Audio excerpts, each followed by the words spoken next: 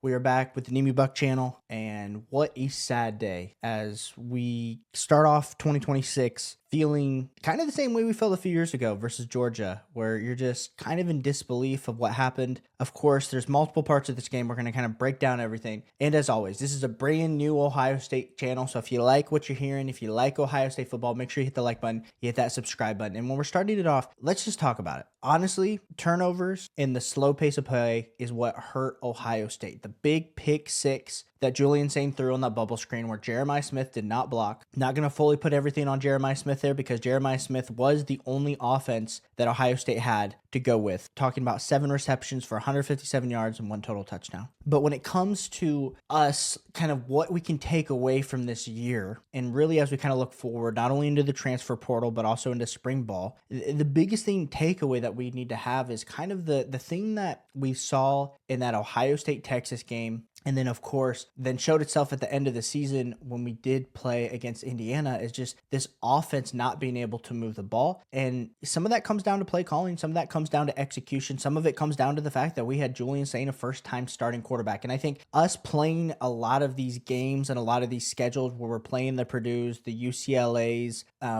it really made us see like a lot of good things with Julian Sain. And when you're looking at Julian Sain, the quarterback, I really like where he's at in the sense of we liked to see the accuracy. I mean, you saw that in the Michigan game. He can throw the ball down the field. And granted, when you have Jeremiah Smith, the best wide receiver ever to come through Ohio State University, and you have Carnell Tate, you got Max Clare, you got a decent offensive line, like you're going to have time to throw. But what really showed its head in this Miami and Ohio State game is the fact that Julian Sain, when pressure and plays are not perfect, when you have to improvise, when you have to have that Aaron Rodgers, Patrick Mahomes-esque to your game, he just does not have that. And it kind of reminds us all a little bit of Kyle McCord in that sense of like Kyle needed plays to be absolutely perfect. Now the team was not as good as it was this year. Clearly, that's why that Ohio State team didn't make it as far. But even like CJ Stroud, when we needed CJ Stroud to be mobile, like especially in that Georgia game, like no one's going to look back on that Ohio State Georgia game in 2021 and put the full like role and responsibility of that loss on CJ Stroud. But when you kind of take a look and we kind of look forward, Julian Sain definitely needs to develop that in his game. Now, when we talk about this offensive line, that's a whole nother story where you're talking about a few different players. Of course, Austin Sareveld and Ian Moore, and you look at Phil Daniels. When Ian Moore took over for Austin Sareveld in the second half, I understand it was an injury. I saw the best tackle play I've seen pretty much this whole entire year. We're talking about a guy that was able to lock down his side. He was able to be really good in pass protection and run blocking. And when you looked at Ian Moore when he came in for Phil Daniels in that Purdue game, I think a lot of people that are pretty, in tune with Ohio State Buckeyes were like, man, that tackle, we kind of haven't had that tackle play this year. And I understand Austin Sareveld, great story, going from guard to tackle, becoming an Iron Buckeye this whole entire last offseason.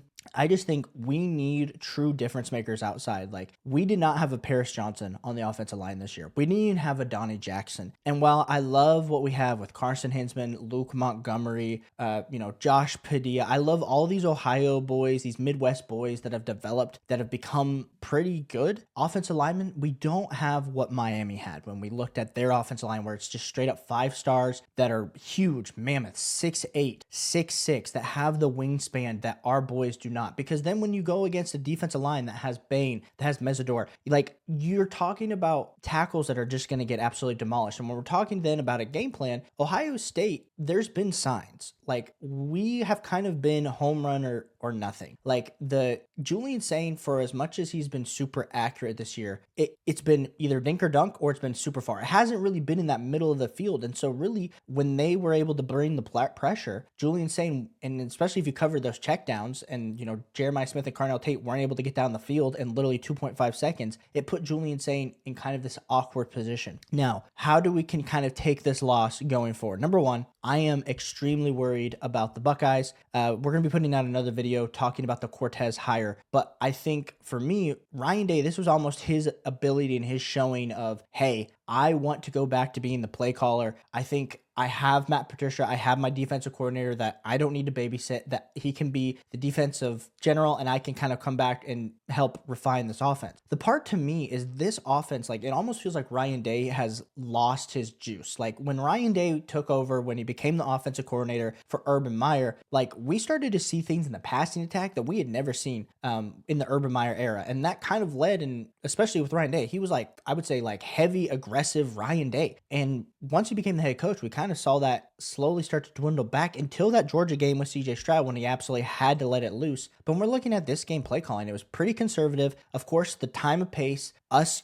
as Ohio State just continually not getting up to the line of scrimmage until there's 2, 3, 4, 5 seconds left on the play clock and then hiking the ball. We're doing a silent count when their biggest advantage over us is their defensive ends, who are then able to time up each and every snap against our weak tackles. That made zero sense. And then add on to the fact, and I don't know if anybody else noticed this, but like when Ryan Day first started, like he implemented bubble screens. He implemented like the bubble screen fake where you had the bubble screen, but then the guy went out the edge. Like there were so many touchdowns that we saw like Terry McLaurin catch from that kind of route, or like the bubble screen to Curtis Samuel. Where really in this game, of course, we threw that one screen pass to the left, of course, and Jeremiah Smith missed the block. But when we're talking about even last year, like we saw this aggressive type mindset, like the game against Oregon, even Texas with us throwing that screen to Trevion Henderson. I just don't know if Ryan Day didn't trust Julian Sain to actually be able to run his offense. But I am a little bit worried that the Ryan Day offense is just getting a little bit old. And when I'm saying that, like there's a play against Miami where Josiah Trader ended up catching a pass for a first down, where it was kind of that, if you guys watch NFL, where it's kind of like the Dan Campbell, Ben Johnson, where with Amon-Ra St. Brown, where they kind of motion him across the backfield, and then boom, they say hike, and he's already kind of running and able to do his little 3-yard out, and then boom, Carson Beck put it right on him. We have not seen any sort of motion, any sort of high octane offense type mentality from Ohio State. We kind of just get to our position. We might, put the running back out right, pull him back in to see if they're playing man versus zone. But there hasn't really been any creativity, and that's crazy to me when you have Jeremiah Smith, when you have Carnell Tate. And I understand a lot of times you just say, go long, boys.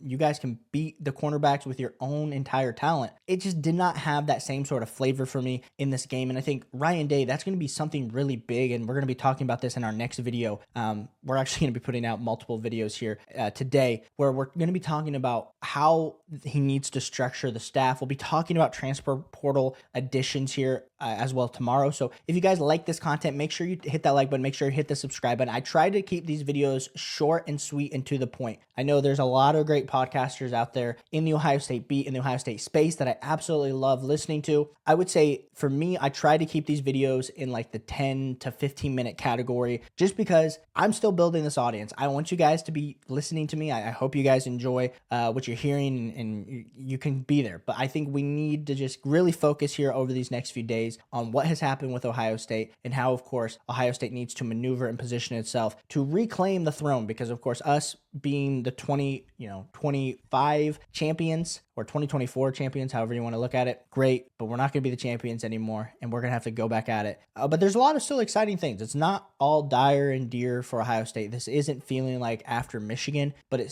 feels pretty sad today on the first. So I appreciate you guys for tuning in. Make sure to hit that like and subscribe button, and we'll catch you on the next one. Peace.